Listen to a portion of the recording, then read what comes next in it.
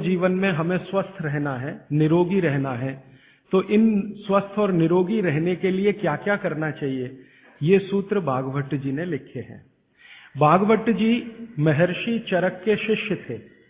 चरक ऋषि का नाम हम सब जानते हैं। चरक ऋषि के वो शिष्य थे और सबसे बेहतरीन शिष्यों में उनकी गिनती होती है, सबसे इंटेलिजेंट माने जाते हैं। चरक ऋषि ने जितना शोध कार्य किया, भागवत जी ने उससे भी ज्यादा किया। 135 वर्ष उनकी आयु रही। 135 वर्ष में लगभग आप समझ लीजिए 18 वर्ष छोड़कर, 18 वर्ष वो ये कहते हैं कि मैं प्राथमिक अध्ययन करता रहा, तो 18 वर्ष छोड़कर बाकी सारे वर्ष उन्होंने बहुत गहन अध्ययन में लगाए। और उन्होंने कोई एक सूत्र लिखा तो उस पर कम से कम 50 से ज्यादा उन्होंने ऑब्जर्वेशंस किए। आज का जो विज्ञान है, जिसको हम आधुनिक विज्ञान कहते हैं, ये पूरा ऑब्जर्वेशन पर आधारित है। ऑब्जर्वेशन को हिंदी में क्या कहते हैं मैम? हाँ, निरीक्षण, परीक्षण या निरीक्षण। हाँ, प्रयोग या परीक्षण या निरीक्षण। तो अगर जैसे उन्होंने कोई सूत्र कह दिया तो उसका 50 बार परीक्षण किया, अलग अलग परिस्थितियों में अलग अलग लोगों पर किया, और जब उन्होंने देखा कि परिणाम वही है, तब सूत्र लिखा। अब हम कल्पना करें कि 7000 सूत्र लिखे हों और एक एक सूत्र पर 50-50 परीक्षण उन्होंने किए हों, तो पूरी जिंदगी उनकी इसी में निकल गई। महर्षि भागवत बाल ब्रह्मचारी थे। अंतिम समय तक वो ब्रह्मचर्य का ही पालन करते रहे। गृहस्थ आश्रम उन्होंने नहीं जिया, लेकिन वो मानते थे कि गृहस्थ आश्रम बहुत महत्व का है। तो ऐसे महर्षि भागवत के सूत्रों को मैं पिछले 6 साल से पढ़ता रहा, और भारत की आज की जो परिस्थिति है, मैं मानता था और आज भी मानता हूं कि उसमें ये बहुत अनुकूल है। आज हमारे भारत की परिस्थिति ऐसी है, 112 करोड़ लोग इस देश में रहते हैं। इनमें से करीब 75 से 80 करोड़ लोग बीमार हैं। सरकार कहती है कि सिर्फ 30 करोड़ लोग हैं स्वस्थ, बाकी सब हैं बीमार। अलग अलग बीमारियां हैं, वात की बीमारियां हैं, पित्त की हैं, कफ की हैं, और इन बीमारियों का इलाज करने के लिए भारत में कुल मिलाकर 23 लाख डॉक्टर हैं रजिस्टर्ड, जो MBBS, BAMS और BHMS तीनों पद्धति के हैं। 23 लाख रजिस्टर्ड डॉक्टर हैं। अगर अनरजिस्टर्ड डॉक्टर भी इसमें मिला दें तो सरकार कहती है लगभग अनरजिस्टर्ड डॉक्टर भी इतने ही हैं, 25 लाख के आसपास। तो कुल मिलाकर हम 50 लाख डॉक्टर मान लें, अनरजिस्टर्ड और रजिस्टर्ड, तो भी मरीजों की संख्या 70 से 80 करोड़ है। एक डॉक्टर एक दिन में अच्छे से अच्छे काम करे तो 30 से ज्यादा मरीज नहीं देख पाता। तो मैंने एक दिन हिसाब लगाया कि अगर 30 व्यक्ति एक डॉक्टर के सुपुर्द कर दिए जाएं तो 50 लाख डॉक्टर हैं। मुश्किल से 1.5 करोड़ लोगों का इलाज हो सकता है, और रोगी 75 से 80 करोड़ हैं। तो भागवत जी एक सूत्र लिखकर चले गए। वो ये कहते हैं कि हर व्यक्ति अपनी चिकित्सा स्वयं कर सकता है, और इस बात को उन्होंने कहा कि 85% चिकित्सा बहुत आसान है, जो कोई भी व्यक्ति स्वयं कर सकता है। 15% चिकित्सा थोड़ी मुश्किल है, जिसमें आपको विशेषज्ञ की मदद की जरूरत पड़ती है। तो मैंने सोचा क्यों ना ये 85% चिकित्सा जो आसान है वो लोगों तक पहुंचाई जाए। इस दृष्टि से ये व्याख्यान श्रृंखला आयोजित की है। यहाँ पर श्रीमती प्रभा देवी जयप्रकाश जी के नाम से चलने वाला एक ट्रस्ट है, उसके मुख्य व्यक्ति मेरे साथ हैं श्री शुभाकांत जी दास, और उनके पुत्र हैं प्रदीप भाई, और उनके सब सहयोगी निरंजन भाई और मेघाणी जी, इन सब ने मिलकर ये आयोजन किया। और मेरे जीवन का ये पहला व्याख्यान है जो मैं इस विषय पर दे रहा हूं। इसके पहले इस विषय पर मैंने कहीं बात ही नहीं की, क्योंकि अभी तक तो मैं अध्ययन ही करता रहा। और ये बात करने का ऐसा हो गया कि एक दिन मैं शोभाकांत जी के घर खाना खा रहा था, प्रदीप भाई के साथ बात हो गई कि क्यों ना इस विषय पे बात किया जाए। तो ऐसे ये तय हो गया अनायास, लेकिन मुझे लगा कि ये शायद सार्थक हुआ। कई लोगों ने मुझे कहा, और खासकर बाबूजी माने शोभाकांत जी ने मुझे कहा कि तुम पुराने भाषण देना बंद कर दो, वो जो पेप्सी कोका कोला वाले और विदेशी स्वदेशी वाले या WTO वाले, ये ही कहो। शायद बहुत लोग ऐसा कहते हैं। अगर ऐसा सबका मन बना तो शायद इस विषय में मैं आगे भी और ज्यादा गहराई से रिसर्च करके बात करता रहूंगा। तो अब तक हमने 3 दिन की व्याख्यानमाला पूरी की है, आज चौथा दिन शुरू हो रहा है। तो कल तक के जितने सूत्र थे वो एक बार मैं आपको दोहरा दूं ताकि आपको याद हो जाए। कल का सबसे पहला महत्व का सूत्र मैंने बोला था कि आप खाना खाने के बाद पानी ना पिए, पानी हमेशा 1.5 घंटे के बाद पिए। कारण मैंने उसका बहुत विस्तार से बताया था, उसमें दोबारा जाने की जरूरत नहीं है। वो पहला सूत्र था कल का। दूसरा सूत्र था कि पानी जब भी पिए तो घूट घूट भर के पिए, एक एक सिप लेकर पानी पिए, जैसे आप गर्म दूध पीते हैं या गर्म चाय या गर्म कॉफी पीते हैं। और उसका कारण भी मैंने आपको समझा दिया था। तीसरा सूत्र है कि आप जब भी पानी पिए तो ठंडा ना पिए, कभी भी ठंडा पानी ना पिए, हमेशा गुनगुना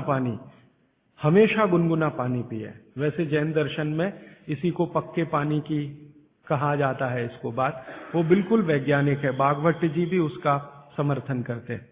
हमेशा गुनगुना पानी पीने की कोशिश करें।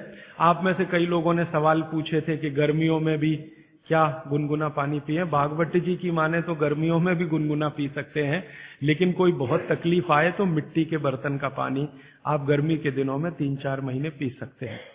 फिर चौथा सूत्र ये था कल का कि पानी कभी भी पिए तो सवेरे उठते ही सबसे पहले जरूर पिए, माने सुबह की शुरुआत पानी से करें। और उसमें मैंने बताया था कि मुंह का कुल्ला किए बिना वो उठते ही पानी आपको पीना है, क्योंकि रात को जब आप सोते हैं तो जो कुछ भी लार मुंह में बनी है ये बहुत ही कीमती है, इसका औषधीय गुण बहुत है। और जैन दर्शन में इसको अहिंसा के साथ जोड़ा हुआ है, और वो मैंने करके भी देखा है कि सुबह की लार गलती से भी आप किसी चींटी या चींटा या मक्खी पे थूक दो, वो तुरंत मर जाएगा। सुबह की लार अगर आपने गलती से चींटी, चींटा या मक्खी पे थूक दिया, वो तुरंत मर जाता है, क्योंकि उसका औषधीय गुण बहुत प्रबल होता है सुबह सुबह। तो जैन दर्शन ने इसको अहिंसा से जोड़ा, भागवत जी ने इसको शरीर स्वास्थ्य से जोड़ा। तो ये 4 सूत्र मैंने कल आपको बताए थे, ये बहुत फंक्शनल है, ऑपरेटिव। इसके पहले 5 सूत्र पिछले 2 दिनों में मैंने बात की थी। आने वाले शायद एक दिन मैं सब सूत्रों को फिर से रिपीट कर दूंगा ताकि आपको भूलने ना पाए, आसानी से याद हो। अभी मैं आगे बढ़ता हूं।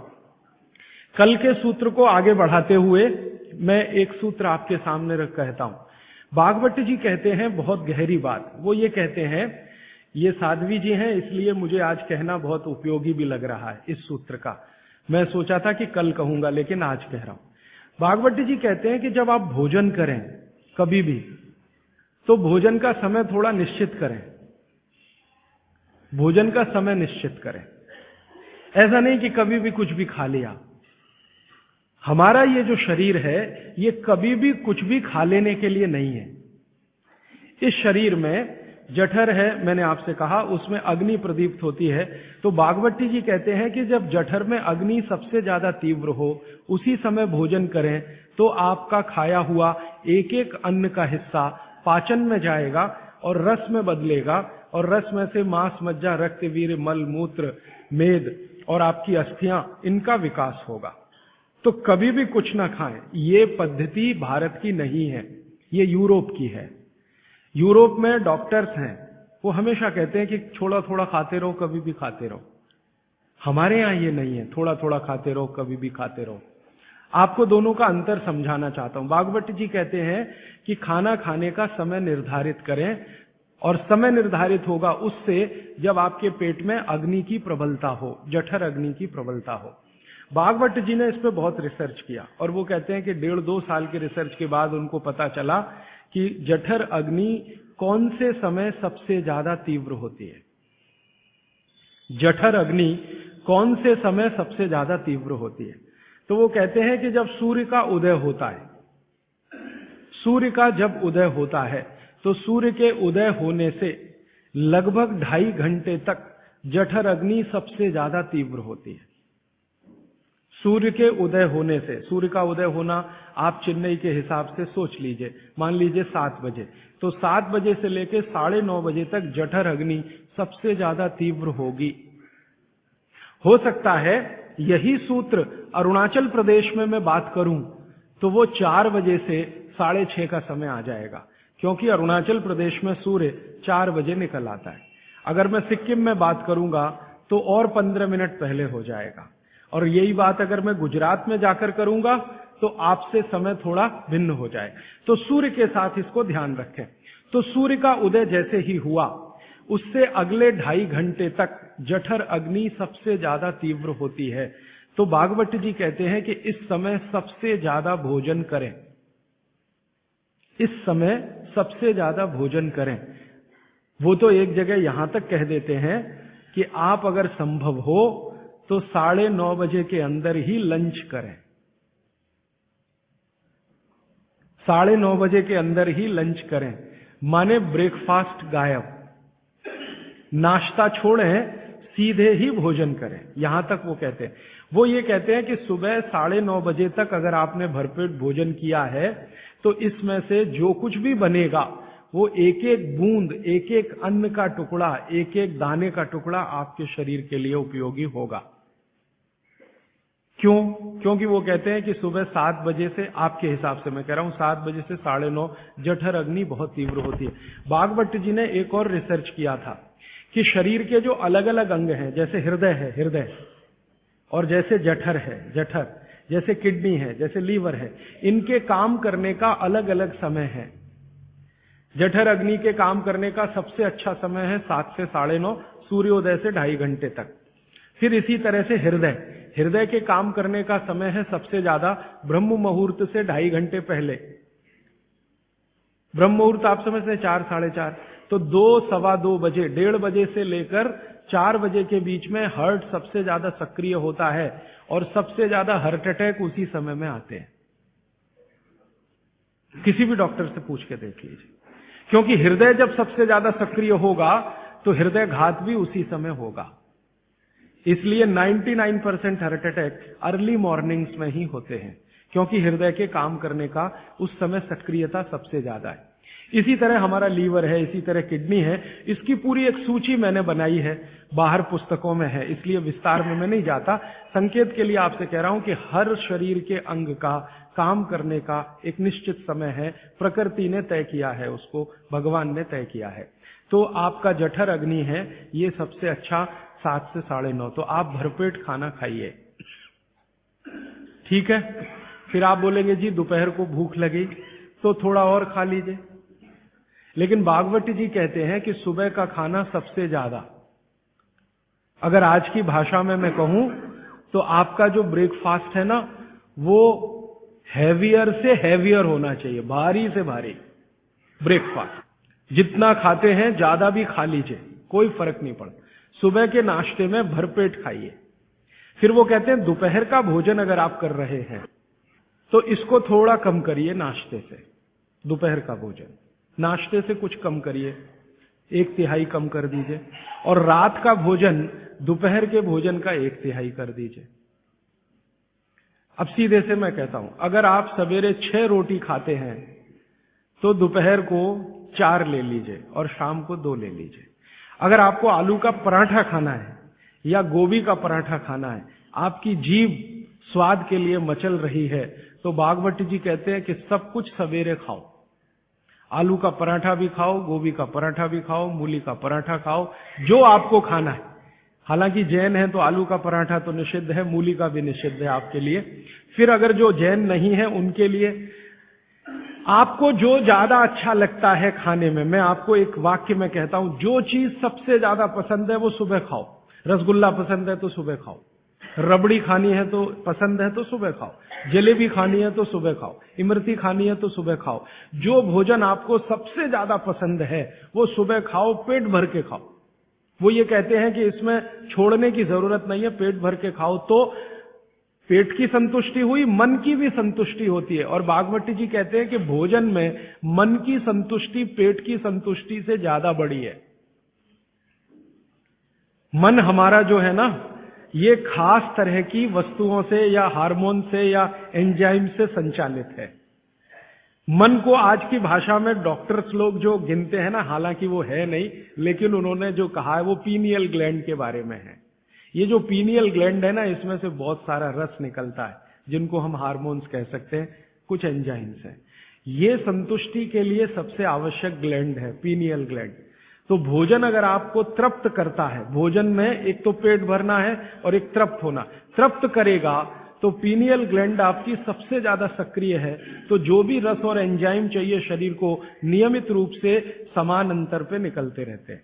और जो भोजन से तृप्ति नहीं है तो गड़बड़ होती है पीनियल ग्लैंड, और पीनियल ग्लैंड की गड़बड़ी पूरे शरीर में पसर जाती है और आपको तरह तरह के रोगों का शिकार बना दे।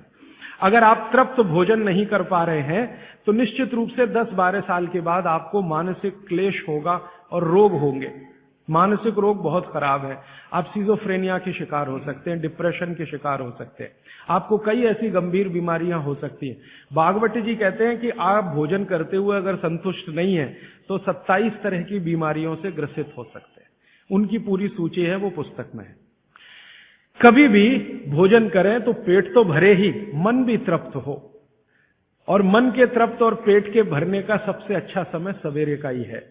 अब मैंने ये भागवत जी के सूत्र को चारों तरफ देखना शुरू किया तो मुझे पता चला कि मनुष्य को छोड़कर जीव जगत का हर प्राणी इस सूत्र का पालन कर रहा है, मनुष्य को छोड़कर, क्योंकि मनुष्य को मैं मूर्ख मानता हूं। हालांकि मनुष्य अपने को होशियार समझता है, लेकिन मनुष्य से ज्यादा होशियार ये जीव जगत के प्राणी हैं।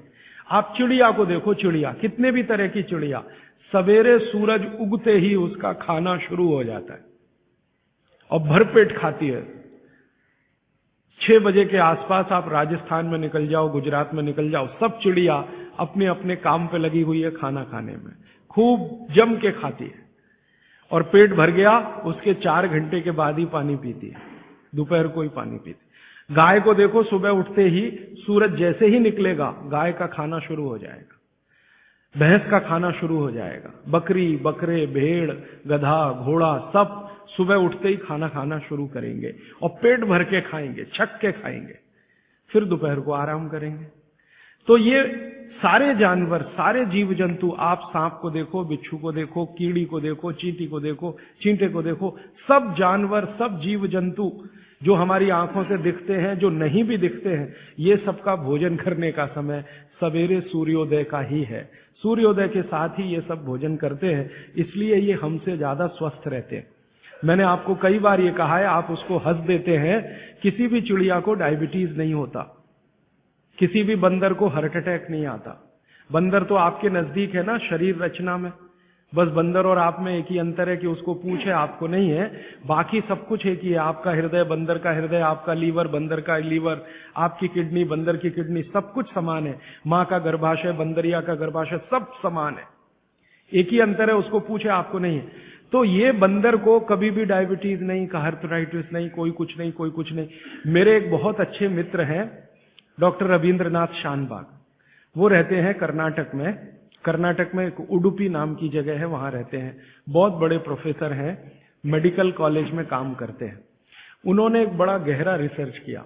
उन्होंने कहा कि मैंने जिंदगी भर, माने 15-16 साल उन्होंने एक रिसर्च किया कि बंदर को बीमार बनाओ,